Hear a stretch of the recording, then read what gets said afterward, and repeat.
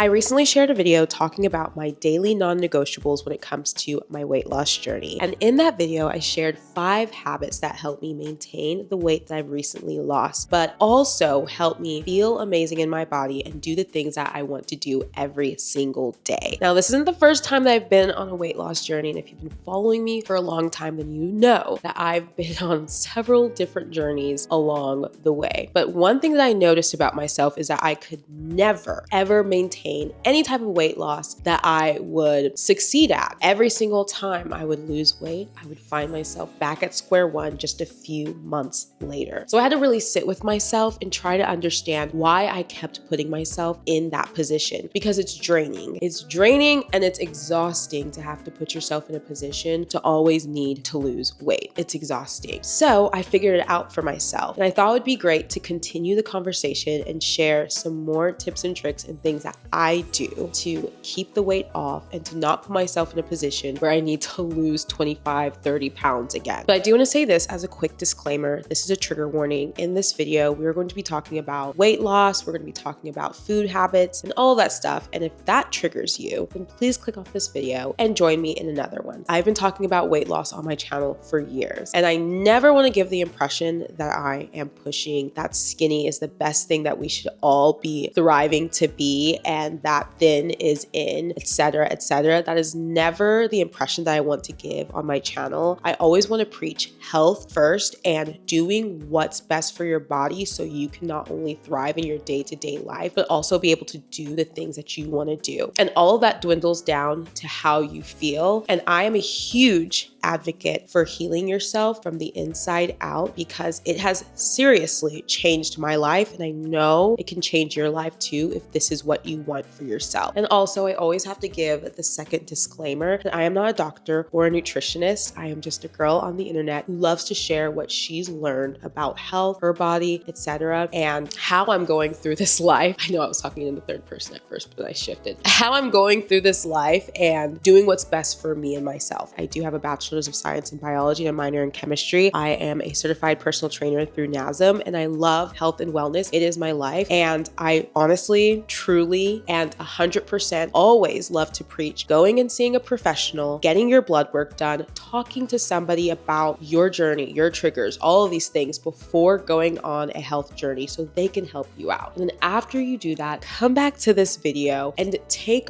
my advice with a grain of salt, because we are all different. We all have different needs and different genetics. And I like to think that my advice can relate to several different people's lifestyles. So with that being said, after all the disclaimers, take what you love, leave what you don't, and let's get into this video.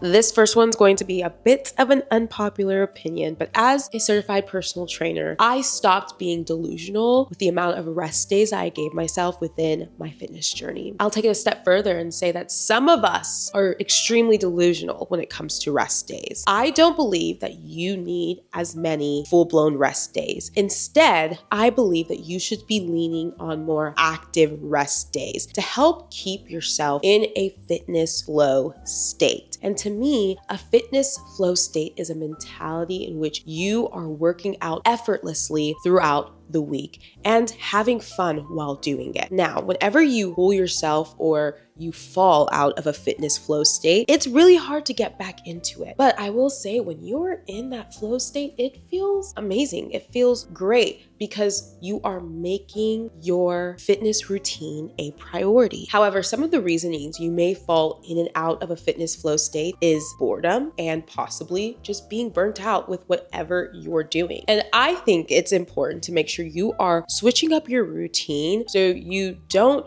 reach a state of burnout or boredom, so you can continue loving moving your body. Because whenever you fall out of the fitness flow state, you are more likely to feel groggy, don't have as much energy to do the things that you want to do, and it's so easy to start getting into a very negative mindset and to not feel great about yourself. And when you don't feel great about yourself, it trickles into so many different areas in your life. And also, I do want to say that there are exceptions to this. There are days where I don't work out, and that is because because I'm busier. There's a lot going on in my life. I'm just not able to maintain my normal routine. I think that that is okay. However, if you are busy every single week, then that is just your lifestyle. That is just your lifestyle, and you need to squeeze in exercise the best way that you can. Whether it's early in the morning or late in the evening, this is your actual lifestyle and not just a thing that happens in seasons. Then you need to make it a habit to move your body with no excuses. So yeah, if you find yourself in a position where you are falling in and out of routine and you're not able to maintain it, you probably are giving yourself too many rest days, and you should probably start giving yourself more active rest days. So active rest days for me are just walking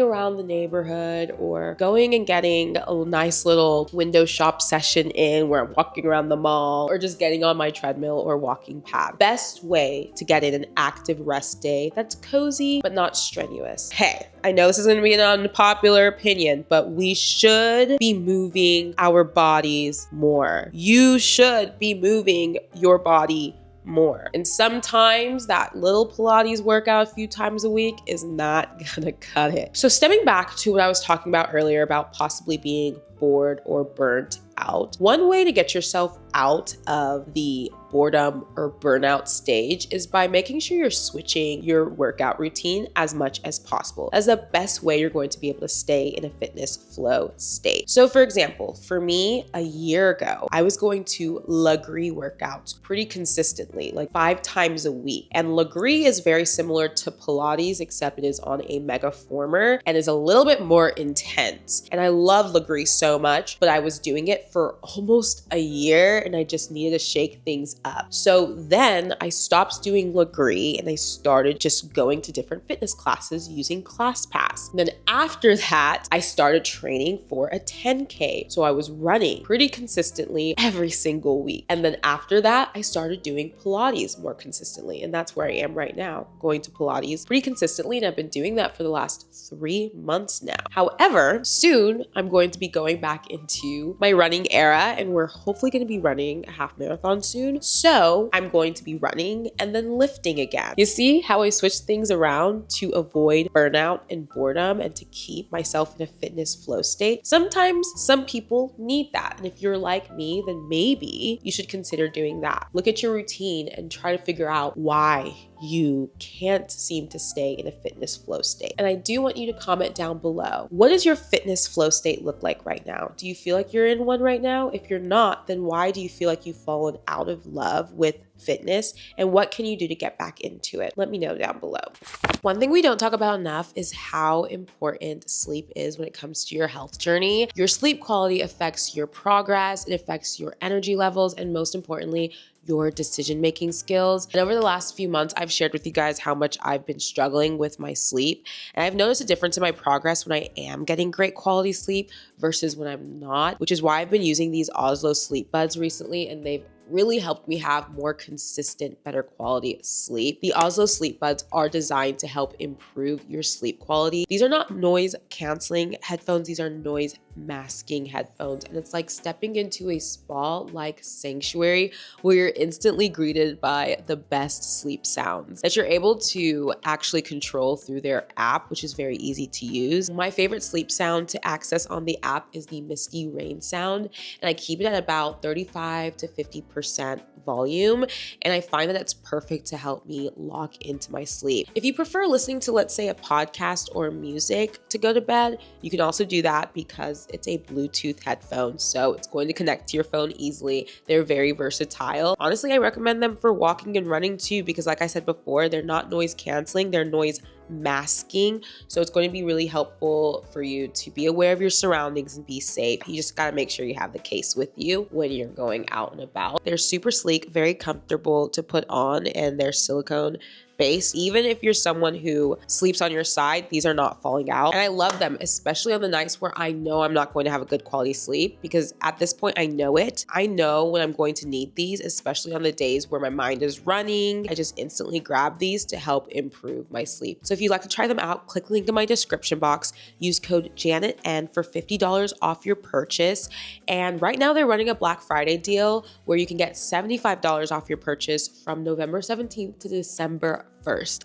So check them out, guys. Thank you so much, Oslo Sleep, for supporting my sleep journey, as well as sponsoring this video and supporting the channel. Let's get back into this video. Next, maturing is realizing that breakfast and lunch need to be very casual in your everyday life. And when I say casual, you do not need to beef up every single breakfast and every single lunch. I'm not saying that you can never go out and have a hearty brunch and a hearty lunch, breakfast, whatever it is. But maturing is realizing that throughout the day, you don't really need that much for your breakfast and your lunch meal. At the beginning of the day, I typically keep it very lean. I say this all the time. Hard-boiled eggs, maybe some turkey bacon, a little toast, some fruit. It's all I need to keep going throughout the morning. Then lunch, maybe a light sandwich, maybe half a sandwich, maybe a little salad, something simple to keep me going. Typically, as the day goes on and you're using more energy, that's the more hungry that you get. So dinner is typically going to be a little heartier, right? Maybe steak, potatoes, and a veggie, or even maybe some pasta and some green beans on the side, maybe some turkey burgers, whatever it is. But I like to look at my day and my fuel and correlate it with the energy that was expended. And I talked a little bit about this in the last video, like calories versus activity levels, but I wanted to take that conversation and take it a step further and talk a little bit about how we look at breakfast and lunch, because for the longest time in my life, and one thing that kept me extremely stuck was making every single meal so hearty and heavy. And that took me to a place where I needed more calories for every single meal to thrive, because my body was so used to that many calories every single day. I know a lot of us talk about this, but if you're eating Chick-fil-A for lunch and you're getting, like, let's say a spicy deluxe sandwich meal, so you're getting the spicy deluxe and the fries and the drink, maybe a cookie on the side, whatever it is, that's totaling out to around 1,100 calories, I think. Do the math for me. It's around 1,000, maybe a little less than that. But that is so much for just simply one meal. It is never that serious. Every once in a while, cool. Like craving it, let's have it every once in a while. But in your everyday life, you need to put yourself in a position where your body does not need that many calories. But when you're eating that many calories day to day, it's really hard to wean yourself back. So I stopped putting myself in a position where I needed that many calories. In fact, now my body is used to a certain amount of calories every meal. I like it to stay that way because I feed myself as fuel, right? To move, to do things. I don't fuel myself to be catching the itis and not being able to move and do other things throughout the day. So look at your breakfast and lunch meals. And when you're constructing those meals, think about how much energy you really have in that moment. I know when I was a teacher, my lunches needed to be a little heartier because I was doing a lot, okay? When I was a teacher, I was a cheer coach, my lunches needed to be a little heartier. But there was even a point when I talked about this in the last video where I was getting this big old Starbucks platter for breakfast, and I didn't even need that early in the morning. I did not need that much food that early in the morning. I did not need a sugary coffee, a pastry, a breakfast sandwich at 9 a.m. No. A nice little 2 hard-boiled eggs with some turkey bacon and some fruit is just fine. Yeah, it's just fine. And then for lunch, as a teacher, honestly, I would bring pasta with me to lunch a lot. I would portion it out really well because I moved around a lot as a teacher and a coach, and I needed those carbs. I just beef things up for dinner. I'll have steak, like I said before, something that's a lot more nourishing and heavier, or pasta. And then sometimes I reverse things and I'll do just a soup for dinner. And sometimes that hits the spot too, especially when I'm feeling sick. And this is that time of year where I'm feeling congested and sick almost every day, every other day. Think about your breakfast and lunch and how extra you're being with those meals, and then calm down. There are a lot of people who share what they eat in the days that are not 100% honest / aren't the real picture of how it really looks to maintain a certain physique. I started being a lot more radically honest about my what I eat in a day / what I eat in a week videos. No, I do not think that people should be watching what I eat in a day videos to try to maintain that person's physique. That is not it at all. But that does not mean that it's not misleading. I used to look at certain people, I would be like, wow, I want to maintain that physique and she eats so much, so I should be able to eat that much. No, I'll take it a step further and say a lot of people are lying about what they eat in a day, or they'll beef it up for the video so they don't get ridiculed on how much they're eating. So what I started doing was showing realistic what I eat in a days. I've been trying to post short form and long form what I eat in a day / week and just be realistic with it. My everyday meals are pretty bland but consistent. and I live a life of balance, but at times I'm pretty strict about what I allow in my pantry and what I allow in my fridge and what I allow in my body.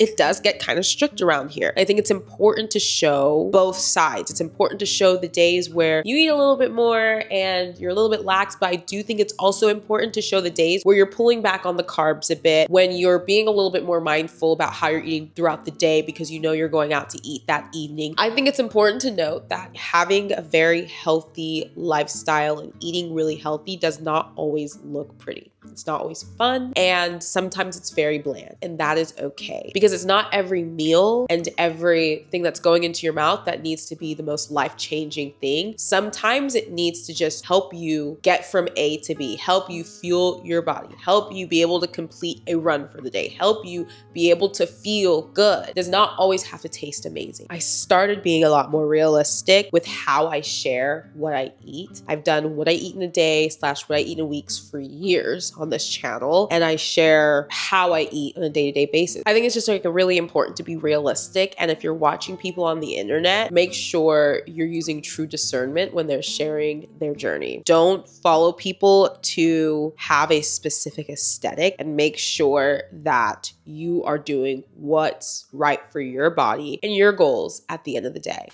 Next, I stopped focusing so much on protein-rich meals only and started focusing in on a holistically balanced plate. Now, for the longest time, we were fed so much protein propaganda. And obviously protein is so important for our health journeys. It's one of the most important things, to be completely honest, when it comes to a weight loss journey. I am not saying that it's not important. However, when you are focusing in on not just protein, but fiber and water and veggies and things that are healing for the body, like ginger and just different herbs, you're going to find that your journey is just going to be a lot better. You're going to feel better. You're going to see a lot less bloating and discomfort in your body.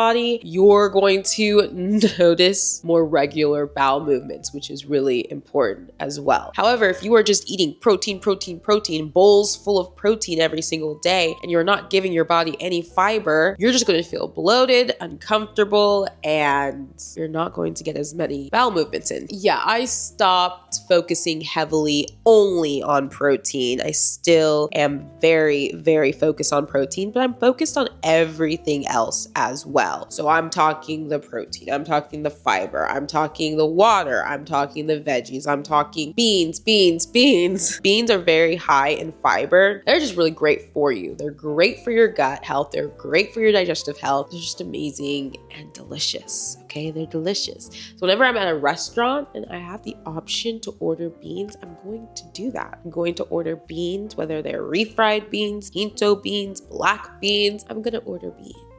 And at home, I make a lot of things filled with beans as well, because I find that it helps my digestive system feel amazing. So I try to have a very, very, very colorful and balanced diet. When you start looking at your food that way, you're going to feel amazing. In fact, when you start looking at your food from morning to night and just start analyzing, okay, how much fiber did I have today? Oh wait, I should make some ginger shots for next week. I feel like they're going to really help with my digestive health and to pull things along. I need to get a little bit more fruit in. Let me go get some pineapple or a few apples at the grocery store. When you start looking at your life in that way, you've cracked the code. I genuinely think you've cracked the code, because I feel like I live my life in that way and it feels amazing. It doesn't feel boring. It doesn't feel stuffy. It just feels beautiful. It feels like I'm just prioritizing so many different things in my diet. And then there are days where I'm like, let's just go get pizza today. And let me tell you, I never feel bad for eating a pizza. I never feel bad for eating any high caloric foods, because I know how I treat my body 80 to 90% of the time. I know how I treat my body. Before, I used to be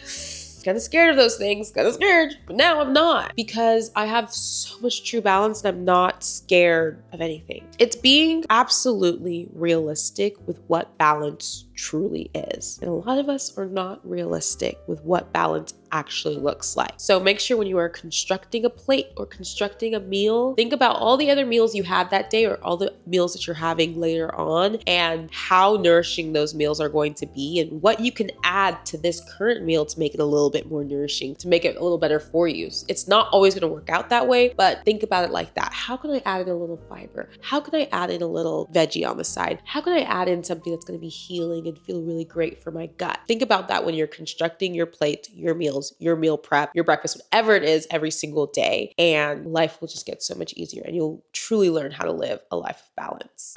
And this last point is honestly the most important thing. And I wish that I knew this earlier or I told myself this earlier, is you need to go on this journey and not feel as though you need to explain why you do what you do, what you're doing, why it's important to you, to anyone. In fact, I'll take it a step further and say, don't tell people you're on a health journey, because something about being on a health journey triggers people. I don't know why. And a lot of times it'll trigger the most random people. But whenever you are focusing in on yourself and your body and eating healthy, sometimes it triggers people. Never feel like you need to explain why you do what you do or what you're doing to anybody. Honestly, keep it to yourself. You won't always trigger people. You will inspire so many people. But in the same breath, with no matter how many people you're inspiring, you're going to trigger a few people. And you don't need to explain yourself or why you do what you do for your health and for your life to anybody. Keep being you, keep doing you, and keep going.